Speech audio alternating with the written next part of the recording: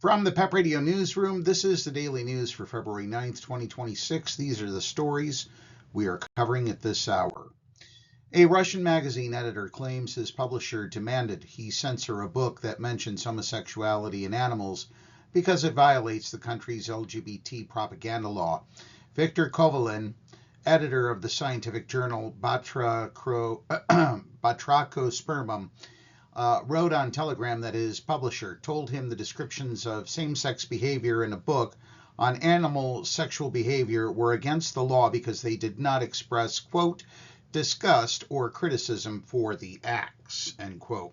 Apparently, neutral scientific descriptions of homosexual behavior without disgust or criticism now fall under the category of propaganda for non-traditional relationships, Koivalin wrote on Telegram, according to a translation.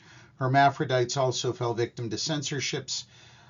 Snails, slugs, and planarians will now have to apologize in turtlenecks and switch to separate sexes for the book to be published, he joked. The diversity of sexual organs is also banned, which means pedipalps, adaegus, hectocotylus, and phallosomes with gynosomas are propaganda for non-traditional genitals. Way to go, Russians. Not like the United States is much better. Can the rest of us replicate the Minneapolis resistance? Do we have any other choice? Well, Americans opposed to the Trump administration have long felt paralyzed about what actions they can take to make a real difference. For many, those feelings have quadrupled in the wake of ICE's violent siege of blue cities, Minneapolis in particular. As the administration becomes more committed to power and less committed to the law, Atlantic writer George Packer said the intensity of the resistance in Minneapolis is providing a blueprint for how to actually fight back. No historical precedent exists for where we are, Packer wrote. Actually, 1939 Germany would just about sum it up, I think. I speak as a historian, just in case anyone is wondering. The federal government has never declared itself immune to the law and the Constitution while explicitly denying protection to peaceful opponents until now. He said it's challenging, he acknowledged, to understand there is a sense of urgency, but no actual plan. Turning to other news, a federal judge refused Sunday to help in attempts to open early voting sites at 3 public North Carolina universities, declining requests to overrule decisions by Republican-controlled elections boards leading up to the state's upcoming primary. U.S. District Judge William Osteen rejected arguments by the college Democrats of North Carolina and some students that they were likely to win a recent lawsuit because decisions by GOP board members placed undue burdens on the right to vote.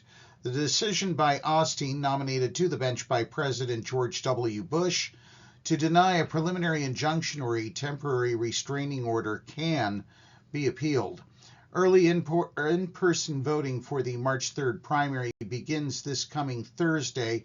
It features nomination races for the U.S. Senate and House, the legislature, and local elections. And finally, Pennsylvania news. More than 90,000 Pennsylvania American Water customers remain under a boil water notice as of Sunday afternoon. According to Pennsylvania American Water, an early morning power surge depleted water storage tanks near the Aldrich Water Treatment Plant in El Rama. This also results in a loss of water pressure within the distribution system, and that could lead to contamination entering the system through backflow or back siphonage.